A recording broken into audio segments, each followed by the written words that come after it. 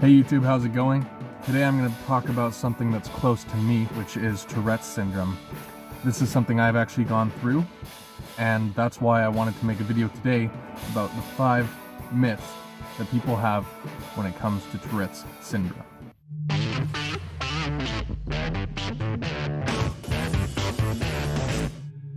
Today I'm going to talk about 5 of the myths people have when it comes to Tourette's syndrome. It's actually Tourette's Syndrome Awareness Month from May 15th to June 15th, which is one reason why I wanted to talk about this now. I wanted to bring to you, the audience, some of the myths which people have when it comes to Tourette's syndrome so that I might be able to help clear up those things so that you can have a clearer picture of what Tourette's syndrome really is and how it affects those who have it. To give a little bit of a backstory, I was in 2nd grade when most of this was happening. I remember going through some struggles mentally, which is depression and anxiety and obsessive compulsive behavior, paranoia, and these different feelings were things which I had because of the disorder. In addition to that, I would have a lot of tics, which are behaviors that are on my control. Things like different ways that I would move the muscles in my face. I would blink a certain way, or I would shrug my shoulders a certain way. And these were things that were just out of my control, things that I just did because I had this urge to do them. Those were motor tics. And that's something that is very, very much common with people who have Tourette's. It was a very difficult time for me and for my parents. I actually ended up going to this school/hospital where other people who were going through either mental or physical illnesses could learn together in an environment where others like them were. I remember taking the bus, and I made some friends that I would talk to on the bus, and we'd tell stories with each other and had a lot of fun, but I didn't really enjoy the memory of going there because of what it reminded me of. It reminded me of having less control over myself. And I think that's something that a lot of people with Tourette's syndrome may struggle with, is feeling like they can't control the body that they're in. Before I understood what Tourette's really was, like I said, I was pretty young at the time, my mom told me something like Tourette's makes me do things that I don't want to do. It's true, it really does. But in my mind, while I was paranoid, I thought of the worst possible thing that a person could do, and I thought that because I had Tourette's, I was going to do that. That's not quite how it works, but I definitely did have less control over myself, and I felt in certain moments like I was a prisoner in my body. Eventually, after a few years, I believe I was around 12 years old, and things started to kind of stabilize for me. I noticed that I didn't have as many of these motor tics as I used to over time. I also had less of these depressing feelings and thoughts. I had less of the anxiety and paranoia that I went through before. I couldn't pinpoint this transformation to specific things that I either did or did not do. However, one thing I do know is around the same time I started to pick up music. I started playing guitar and singing. I can't say for sure that that had an effect on my well-being as far as the disorder went, but I do know that around the same time as picking that up and becoming passionate about it, things started to stabilize for me.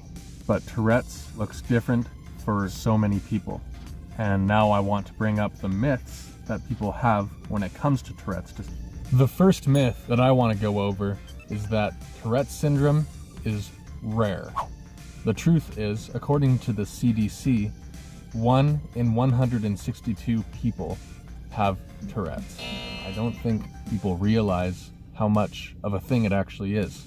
As a result, in fact, many people go undiagnosed because the number of people who actually are diagnosed with Tourette's is about 1 in 300, which means about half of the people who actually have Tourette's syndrome don't get diagnosed.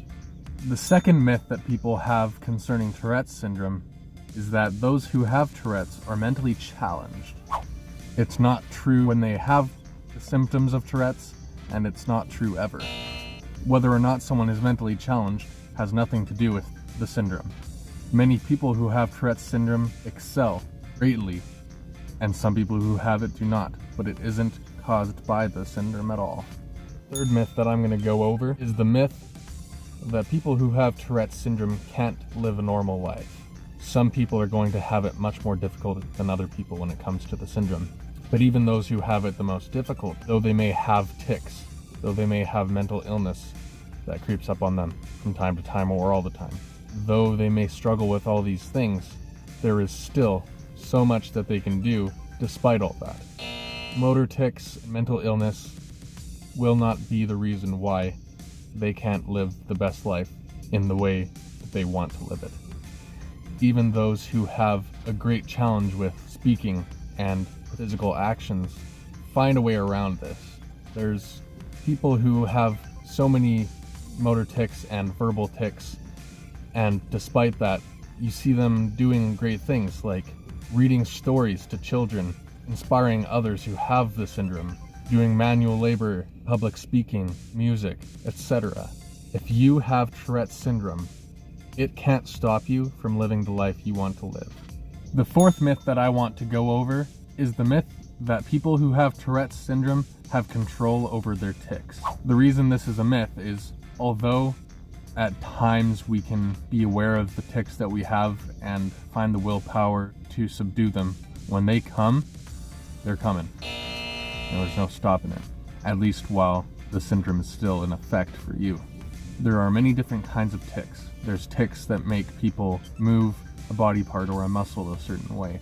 There's tics that make people shout. There's tics that make people take an object and hit it on the table, or take an object and throw it across the room. And they don't want to do this. They don't just feel like, I'm just going to throw this eraser across the classroom.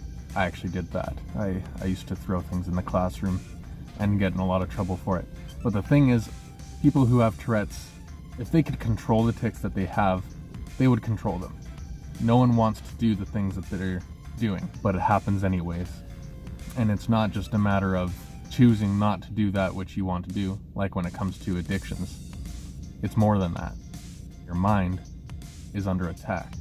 So if you see someone with Tourette's who has tics, be courteous. Don't just tell them that they need to stop. If they could, they really would. Now the fifth myth, that rhymed, kind of. The fifth myth, which is also one of the most commonly spread myths around Tourette's syndrome, is that if you have Tourette's syndrome, you swear. And usually they think that you swear a lot. However, the swearing that people see in those who have Tourette's syndrome from time to time is actually its own thing, which affects around 10% of those who have Tourette's syndrome. So if people who have Tourette's syndrome is 1 in 160 approximately, then those who swear uncontrollably because of Tourette's syndrome, and because of this, those who swear uncontrollably who have Tourette's and this other syndrome would be approximately 1 in 1,600 people. A little bit of a lower number, but still pretty high. But I just want to make it clear that those who have Tourette's syndrome are not guaranteed to also swear uncontrollably.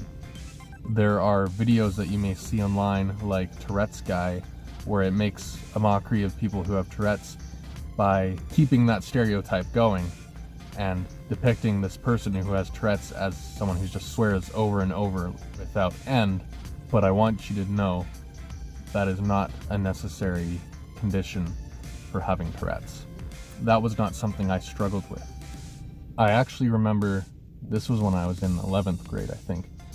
I told one of my classmates that I had Tourette's, and they didn't believe me because I don't swear.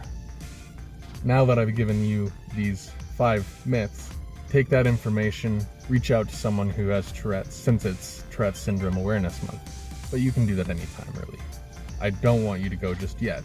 If you found this video interesting or educational, and you enjoyed watching, check out another one of my videos or a playlist to feed that brain of yours, and subscribe, and hit that bell button to never miss out. You're watching Freedom Thinks with Timothy Rogers. See you in the next video.